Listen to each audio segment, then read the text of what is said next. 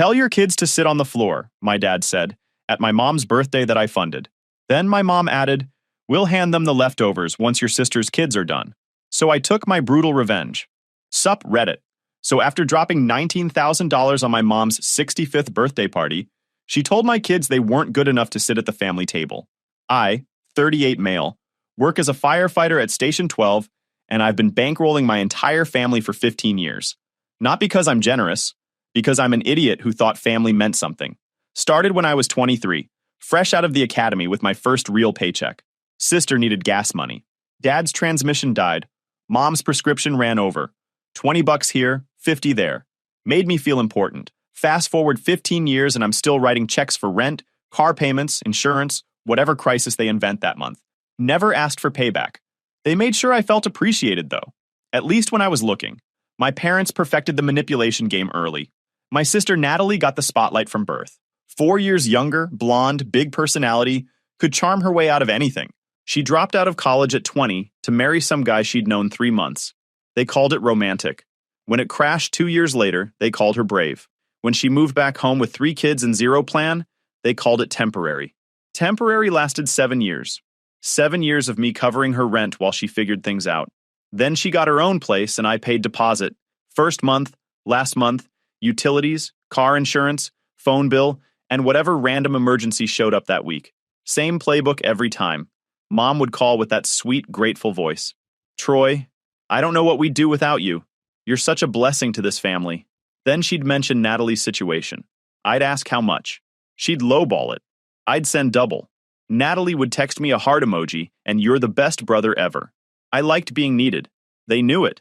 They weaponized it. Meanwhile, I'd call to tell them my wife Kara got promoted to office manager at the dental clinic. That's wonderful. Tell her congratulations. My daughter Maya makes honor roll. We're so proud of her. But Natalie's oldest gets a C+ on a math test, and suddenly we're throwing a cookout with balloons and cake. They said the words. They performed appreciation, but their actions told the real story. Attention flowed one direction. Money flowed another. My parents never asked if I could afford this. They assumed, because that's what Troy does. Troy handles it. Troy never complains because Troy gets thanked so nicely. Maya and Luke are 8 and 6 now. Good kids who build Lego sets and watch nature documentaries. Kara works full-time and we live lean considering my income. We drive a 12-year-old sedan and a truck with 180,000 miles. Our house needs work we keep postponing. Dying HVAC, missing shingles, rotting fence. We deal. Most of my paycheck flows straight to their bank accounts. Our kitchen looks like 1992 threw up in there. Laminate counters with burn marks, cabinets falling apart. Kara's got a folder of renovation ideas she's been saving for 5 years. Every time we build up savings, someone needs something and there goes another $3,000. At family gatherings, my parents treated my kids well enough when I was watching. Hugs, smiles, the right words. But I started noticing things. How the warmth cooled when they thought I wasn't looking. How Natalie's kids got pulled into activities while mine sat on the edges. How expensive gifts went one direction while Maya and Luke got gift cards. Kara stopped coming 3 years ago. She'd claim work, or the kids were tired. I asked her about it once and she just squeezed my hand. Said she loved me. That was Kara. She saw everything but never made me feel bad about my choices. Just stayed quiet and supportive while I figured things out at my own pace. I started paying attention after that, watching their eyes instead of their words, noticing how conversations about Natalie's needs were always urgent, always emotional, always designed to trigger my guilt reflex. That's when I started documenting everything, every wire transfer, every Venmo payment, every bill I paid through my accounts. Kept a spreadsheet, updated it monthly, backed it up 3 different places, started saving texts where they said they'd pay me back, emails where they called it borrowing, voicemails promising next month, all the casual promises that never turned into actual payments. Wasn't planning anything, just covering my bases. Last month, Mom mentioned her 65th birthday coming up. She wanted something big. Waterfront venue, live music, catered food, professional photos. Natalie jumped right in talking decorations and guest lists like she was planning the Met Gala. Dad smiled and nodded. Mom looked at me with that grateful expression she'd perfected. Troy, I know this is a lot to ask, but you've always been there for us. Would you be willing to help make this happen? We'll pay you back, of course. Soon as we get Dad's bonus check. Pay me back. They'd said that before, hundreds of times. Dad's bonus never materialized. Mom's tax refund always got eaten by unexpected expenses. Natalie's new job never quite covered what she thought it would, but I said yes. Sent Mom the venue confirmation. Told her to go ahead with the caterer. Paid the deposit on my credit card. Because that's what family does, right? 2 days later, Mom texted asking if I could cover the full amount up front. The venue needed payment to secure the date. Total came to 10 grand. Kara was working late. I sat at the kitchen table with my laptop, looking at our savings account. The number that was supposed to be our emergency fund. Our roof replacement fund. Our someday we'll fix the kitchen fund. I transferred the money. 10 grand. Gone in seconds. Kara came home and found me still sitting there. She sat down across from me without saying anything. Didn't ask what was wrong. Didn't tell me I should have said no. Just sat there being present until I was ready to talk. I paid for Mom's party. The whole thing. You're a good man, Troy. Whatever happens, remember that. The party. The week before the party turned into a parade of requests. Natalie needed $500 for outfits. Dad needed $600 for tires. Mom called Friday at 6 a.m., wanting $650 for a custom cake with edible flowers and gold leaf. Each time, they promised to pay me back after the party. Each time, I documented it. Not because I was paranoid. Just keeping records like you do when you loan family money. I wrapped Mom's gift the night before. A bracelet Kara helped me pick out. Cost more than I wanted to spend, but she deserved something nice for $65. The morning of the party, I woke up at 5:30 to handle confirmations. The coordinator verified 60 people.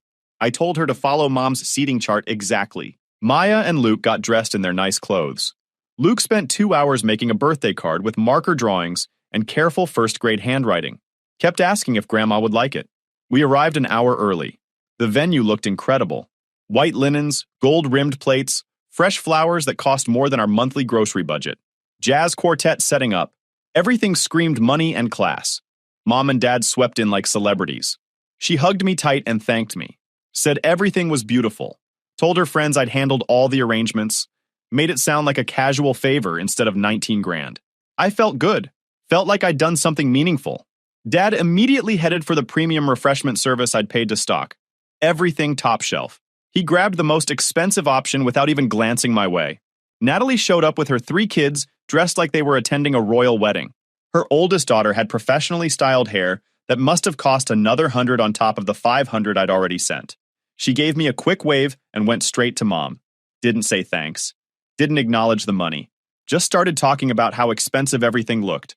The room filled with chatter. Everyone complimented the venue. Mom basked in attention. When people asked who planned it, she smiled and said she'd worked with an amazing coordinator. Didn't mention my name once. Maya tugged my sleeve. Daddy, where do we sit?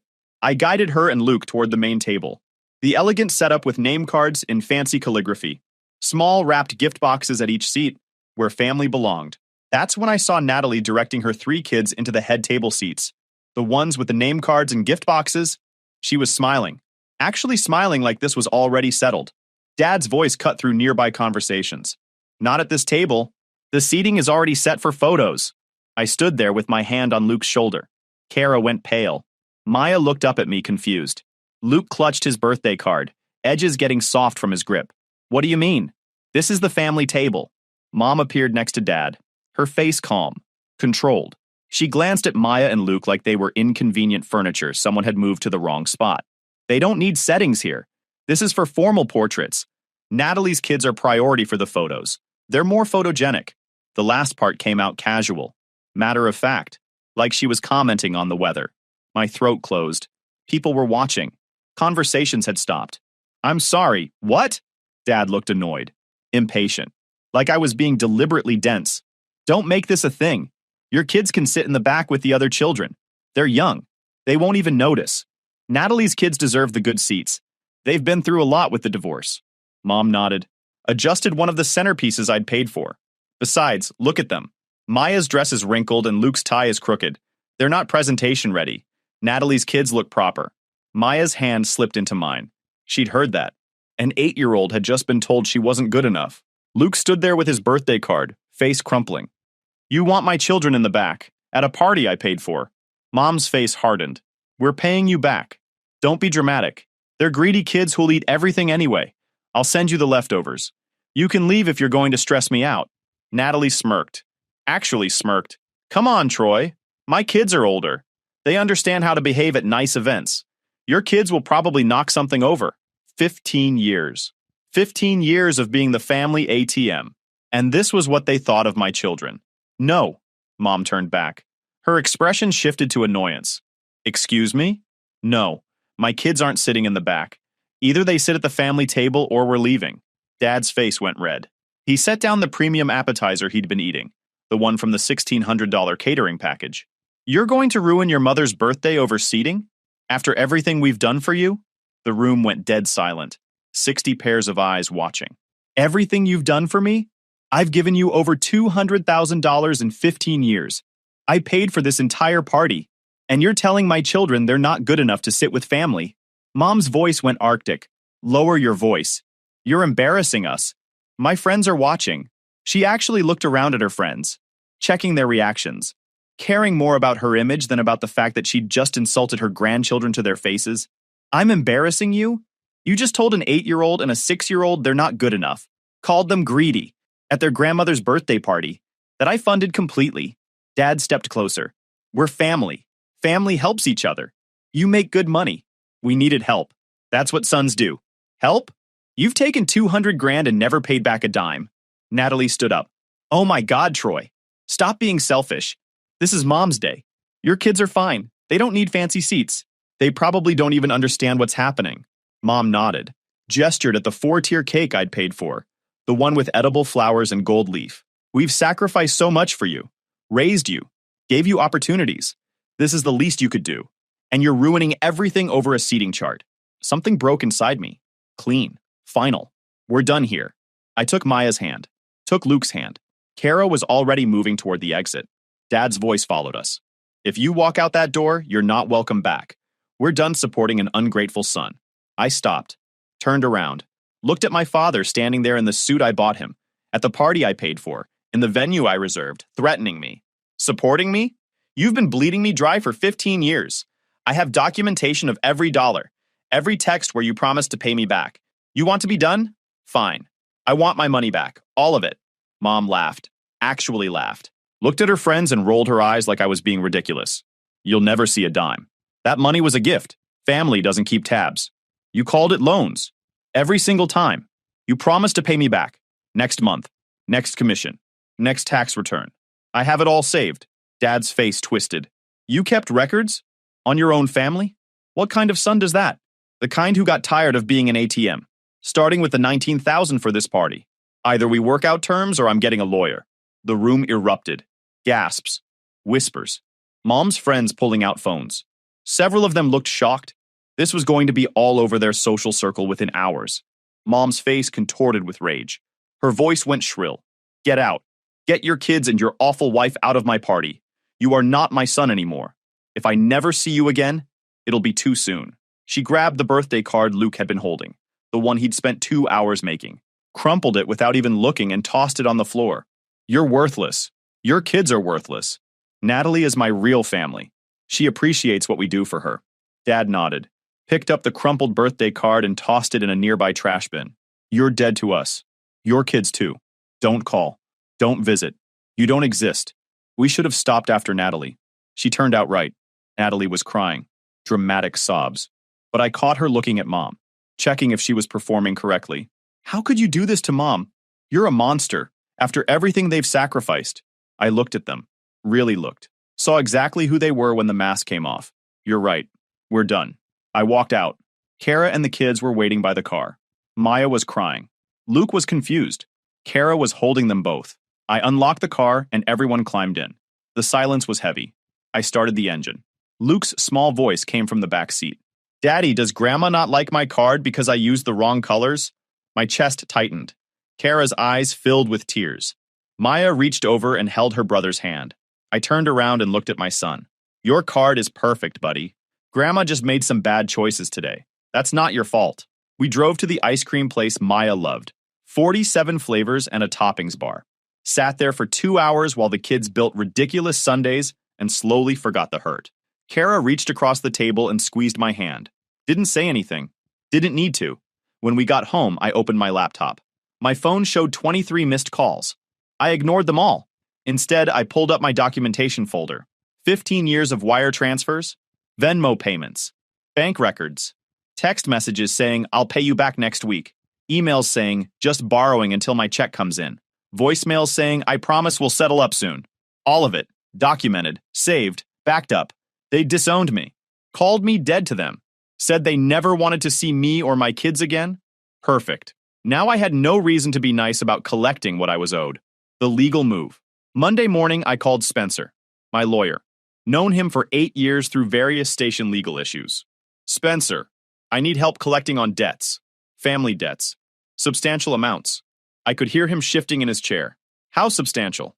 $247,000 over 15 years. Most recent $19,000 for a party last weekend. All documented. Long silence. You're serious? They disowned me and my kids. Called me dead to them. Told me never to contact them again. After I funded their entire lifestyle for 15 years. So, yes, I'm serious. I want every dollar back and I want it legally airtight. Come in tomorrow. Bring everything you have. I spent Monday night organizing files. Bank statements going back 15 years. Every wire transfer with the memo, loan for rent, or helping out, or temporary until you get paid. Text messages where mom said, we'll pay you back as soon as possible. Emails from dad saying, just need to borrow this month's insurance payment. Voicemails from Natalie promising to pay me back from her next check. Screenshots of conversations.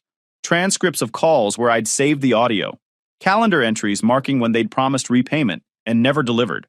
It was organized. Solid. They'd spent 15 years leaving receipts against themselves. Tuesday morning, I sat in Spencer's office for 3 hours while he reviewed everything. His expression shifted from professional interest to shock to something close to anger. Troy, this is incredibly strong. Every text message is them acknowledging this is borrowed money. Every email is them promising repayment. This isn't gift giving.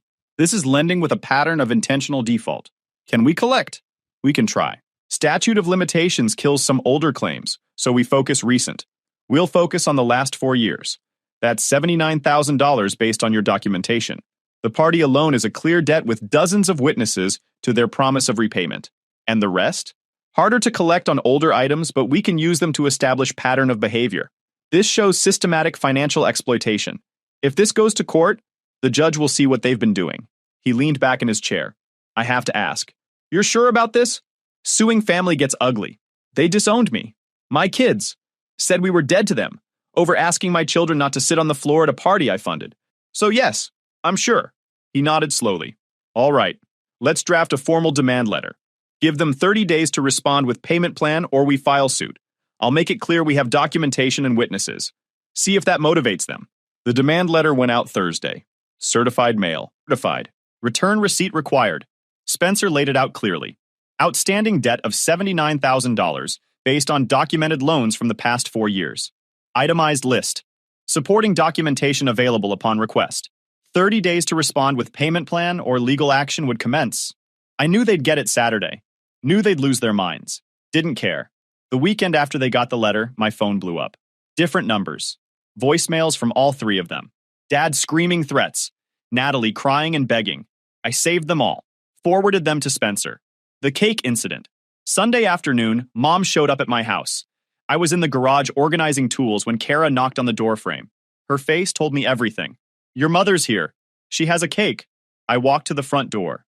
Mom stood on the porch holding a decorated sheet cake. Pink frosting. We love you, Maya and Luke. Written in careful cursive. Balloons and flowers piped around the edges. Her smile was warm, practiced. The same one she'd worn for 15 years while draining my bank account. Troy, sweetheart. I know things got heated at the party. I made this for the kids. Can I come in? We should talk. As a family. She tried to step forward. I blocked the doorway completely. No. The smile flickered. Don't be silly. Let me bring it inside. The kids will want to see it. Where are they? Not your concern. Troy, I'm trying to make this right. I baked this myself. Spent all morning on it. The least you can do is let me give it to my grandchildren. Maya and Luke appeared behind me. Mom's face lit up. She bent down slightly, extending the cake toward them past me. Look what Grandma made for you. Don't you want to come see? Maya pressed against my leg. Luke stayed quiet. Neither moved. Smart kids. Mom's smile tightened. She straightened up. Troy, you're being cruel, making me stand out here like a stranger. After everything I've done for you. after raising you. This is how you treat your mother? You called my kids greedy. Said they were dead to you. At a party I paid $19,000 for. So yeah, this is how I treat you. I was upset. You were causing a scene.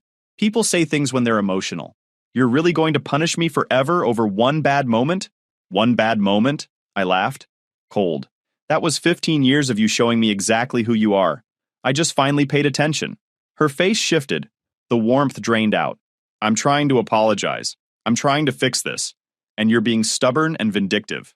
You're not apologizing. You're trying to get back to normal where I fund your life and shut up about it. I made a cake from scratch for your children. That's an apology. That's a manipulation tactic. Next you'll cry. Then you'll play victim. Then you'll threaten me. I've seen this show before. The mask cracked completely. Her voice went cold. You have no right to speak to me this way. I'm your mother. You owe me respect. You owe me everything. We raised you, fed you, clothed you, gave you a home. And this is how you repay us? With lawyers and threats? I gave you $247,000. You promised to pay me back hundreds of times. Never did. Then you insulted my kids to their faces. So, yeah, I'm collecting what you owe me. All of it. That money was a gift. You gave it freely. You can't just decide it was a loan because you're mad. I pulled out my phone, scrolled to a screenshot, held it up. Text message from you, March 2019. Can you loan me $3,000 for the roof? I'll pay you back next month. Want me to keep going? I've got 400 more. Spencer's already reviewed everything. Her face contorted. Rage and panic mixing together. You're destroying this family. Your father is having chest pains. Natalie can't sleep. I can barely function. And you don't care. You're a selfish, ungrateful, vindictive son who's punishing his entire family over hurt feelings. I'm collecting a debt. Nothing personal. The coldness in my voice made her flinch. You'll never see another dime. We'll fight this. We'll tell everyone what kind of person you really are. We'll make sure the whole family knows. Your chief, your co-workers, everyone. They'll all know you're attacking your elderly parents over nothing. Kara appeared next to me with her phone. Recording. Mom's eyes went wide when she noticed. You're recording me? On my son's porch? That's illegal. I'll sue you for that too. One-party consent state. And I've got the whole thing. The fake apology. The manipulation. The threats. Keep talking if you want. Mom's face went white, then red. She shoved the cake toward me. I didn't take it. It fell. Hit the porch. Pink frosting smeared across the concrete. This is what you've done to this family. You've destroyed everything. And when we're gone, you'll have to live with that. You'll have to explain to your kids why they never knew their grandparents. Why you tore everything apart over money. They'll know their grandparents called them greedy. Told them they weren't good enough. They'll know we left because you couldn't show them basic respect. And they'll know you bled me dry for 15 years and got mad when I stopped paying. I started closing the door. Troy, wait. Talk to Spencer if you want to discuss repayment. Otherwise, see you in court. The door shut. Locked. Done. She turned and walked to her car. Slammed the door. Peeled out of the driveway. I looked down at the cake through the window. Pink frosting. Careful lettering. We love you, Maya and Luke. Sure you do. Kara was already uploading the video to cloud storage. Send it to Spencer? Yeah. Send it to Spencer. Monday morning, Spencer called me back after reviewing the video. Troy, this is textbook manipulation followed by witness intimidation and defamation threats. If she contacts your employer making false claims, we add that to the suit. Keep documenting everything. This video alone shows exactly what you've been dealing with. The settlement Tuesday, they retained a lawyer.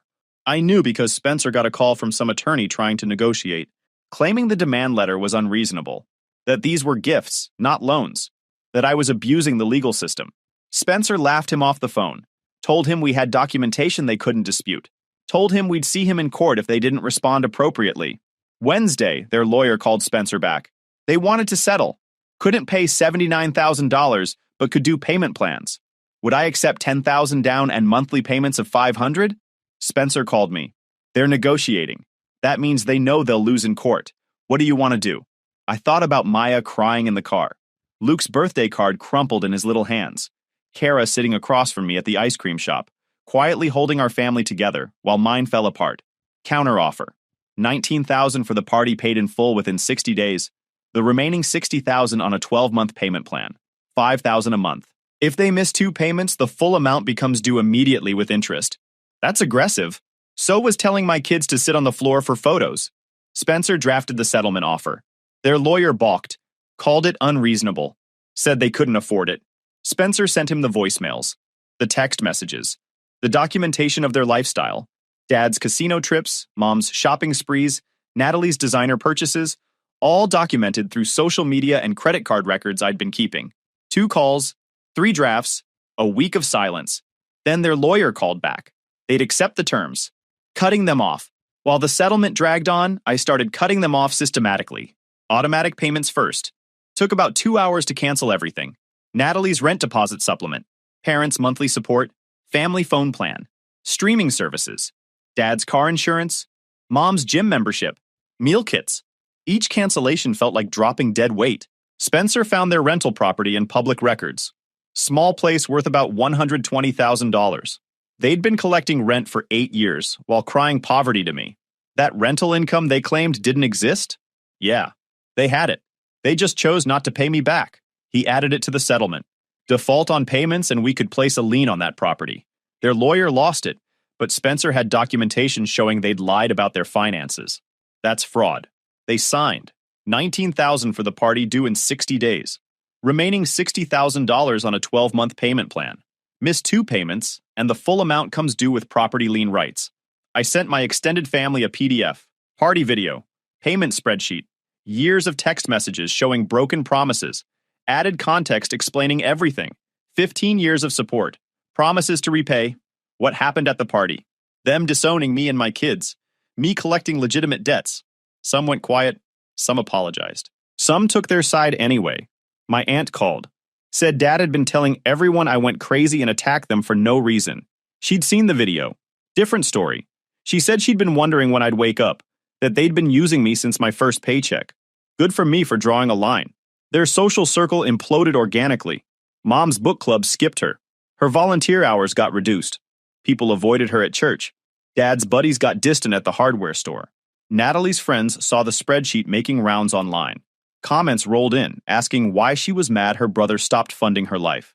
Natalie got a full-time job for the first time in her adult life. No choice. The consequences built themselves. I just existed and let their actions speak. First payment came 2 days before deadline. $19,000. No note, no call, just money. Settlement moved to payment plan phase. $5,000 monthly for 12 months. Every payment went straight to savings. We renovated the kitchen, replaced HVAC, fixed the fence, new roof shingles.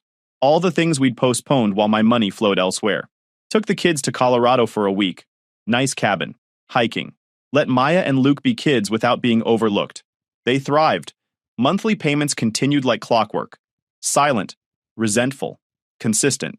Dad's visit. 6 months in, Dad showed up at my station. Got past the front desk claiming he had documents to deliver. I came out to the lobby. He looked rough, unshaven, tired, aged 5 years and 6 months. We need to talk. No, we don't. 5 minutes, please. I checked my watch. 2. He stood. Said the payments were killing them. Asked to renegotiate. Extend the timeline. No. You're destroying everything over one comment. One comment that showed me who you are, who you've always been. You didn't apologize. You disowned me. Called me and my kids dead to you. Said never contact you again. Remember? You chose this. We were angry. People say things when they're angry. And I took you at your word. You said we were done. We're done. Except for the money you owe me. His face hardened. When we've paid this off, you'll never hear from us again. Good. That's exactly what I want. You'll regret this. When we're gone, you'll regret not making peace. Your 2 minutes are up. Leave or I'm calling security. He left. That was the last time I saw him. Payments continued. Month 12 came. Final $5,000. Right on time. I called Spencer. Had him send formal acknowledgement of debt satisfaction. Certified letter confirming all obligations fulfilled. No further contact necessary or desired. Return receipt came 3 days later. They'd received it. Done. The begging visit, 8 months in. Deep into the payment plan. I was in the garage organizing tools when Kara came out looking uncomfortable. Your mom and sister are here. I didn't stop what I was doing. Tell them to leave. I did. They're crying, asking to talk to you for 5 minutes. I put down the wrench, wiped my hands on a rag, walked inside. Mom and Natalie were standing in my living room, looking like hell. Mom's makeup was smeared. Natalie's eyes were red and puffy, hair disheveled, clothes wrinkled like they'd been sitting in a car working up the nerve to knock. Both of them started talking at once when they saw me. I held up one hand. You've got 3 minutes. Clock's ticking. Mom went first. Words tumbling out fast and desperate. Said the payments were destroying them financially. That they couldn't afford basic things anymore. That she'd had to cancel her medication delivery service and was rationing pills. That Dad's blood pressure was through the roof from stress. That they'd stopped going out to eat. That they'd canceled their vacation plans. That Natalie was barely feeding her kids. We're family, Troy, please. We made mistakes, but we're drowning. Can't you show some compassion? I leaned against the doorframe, arms crossed, face blank. Compassion? Like the compassion you showed my kids when you told them they weren't good enough to sit at the table? That kind? Mom flinched. Natalie jumped in, started crying harder, said she was sorry, that she'd been defensive and scared, that she never meant to hurt anyone, that losing me and the financial support had made her realize how much she'd taken me for granted, that she'd gotten a job, that she was working 40 hours a week for the first time in her life, that she was trying, that her kids were asking why Uncle Troy didn't love them anymore. Please, Troy, I'm begging you, just reduce the payments. Give us more time. Something. Anything. I'll sign whatever you want. I'll apologize however you want. Just help us. I checked my watch. Didn't say anything. Let the silence stretch. Where's Dad? Since this is a begging party. Mom's face tightened. He refused to come. That begging you would be humiliating. Huh. At least he's consistent. I looked at both of them. You have 90 seconds left. Mom started panicking, talking faster, voice getting higher and more frantic. Said she didn't agree with Dad, that she wanted her son back, that she'd been a bad mother, but she wanted to fix it, that she missed me, that she missed the kids, that she was willing to apologize publicly if that's what it took, that she'd tell everyone she was wrong, that she'd make it right somehow. Natalie nodded frantically, agreed with everything Mom said, promised she'd changed, that she understood now, that she'd been selfish her whole life, that she saw it clearly, that she'd do anything to make this right, that she'd pay me back double if I just gave her time, that she needed her brother. I can't do this without you, Troy. None of us can. Please, I'm literally begging you on my knees if that's what you need. She actually started to kneel. I held up my hand. Don't. You'll just embarrass yourself more. I waited until they finished. Let the silence sit for several long seconds. Watched them both trembling. Desperate. Pathetic. You done? They nodded. Good. Here's what's happening. You signed a settlement. You're making payments. That's the only relationship we have. You don't get to renegotiate because it's hard. You don't get to cry and beg when consequences show up. Dad's right about one thing. You begging me is humiliating. But not for me. For you. Mom's face crumpled. Troy, please. Time's up.